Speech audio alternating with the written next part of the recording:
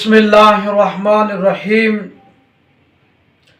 فصل فی الاسیر۔ آج کا سبق قیدی کے وارث اور مورث بننے کے سلسلہ میں بیان ہوگا۔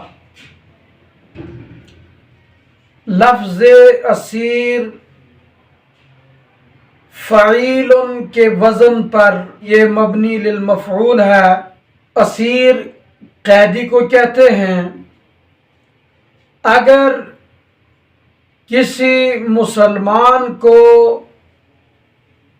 کفار دوران جنگ گرفتار کر لیں اور اس کو قیدی بنائیں تو جب تک وہ قیدی دین اسلام پر قائم رہے، دین اسلام سے اعراض نہ کرے، تو میراث کے سلسلہ میں اس کے احکام وہی ہوں گے جو باقی مسلمانوں کے ہیں۔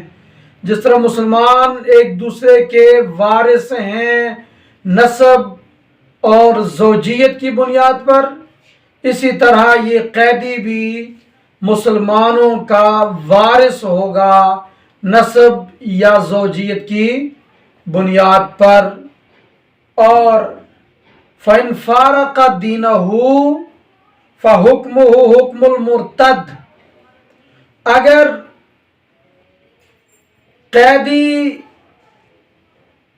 دین اسلام سے اعراض کر جائے، دین اسلام کو ترک کر کے مرتد ہو جاتا ہے، تو مرتد کے جو احکامات ہیں وہ اس پر لاگو ہوں گے۔ اب مسلمانوں کا یہ وارث نہیں بنے گا۔ تو مرتد کے جو احکامات گزشتہ سبق میں بیان ہوا تو وہ اس شخص پر لاگو ہوں گے۔ اور قیدی کی تیسری صورت مصنف بیان کرتے ہوئے کہتے ہیں فَإِن لَمْ تُعْلَمْ رِدَّتُهُ وَلَا حَيَاتُهُ وَلَا مَوْتُهُ فَحُكْمُهُ حُكْمُ الْمَفْقُودِ۔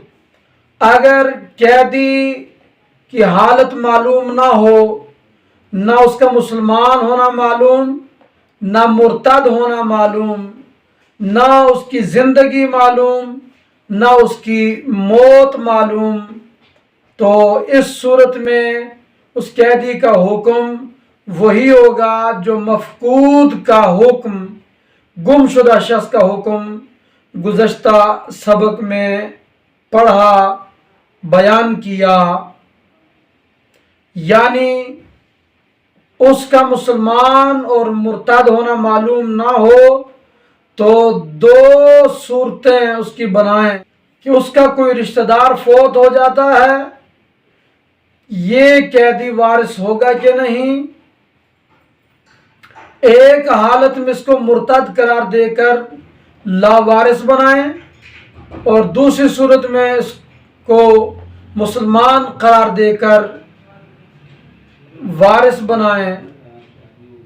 تو جب اس کی حالت معلوم ہو تو اس کے مطابق پھر فیصلہ کریں گے۔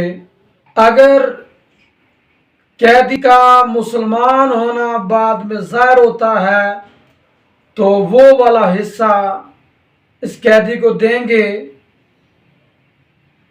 اور اگر مرتد ہونا معلوم ہو جاتا بعد میں تو اس کے لیے جو حصہ موقوف تھا دیگر ورثہ میں وہ حصہ لٹا دیا جائے۔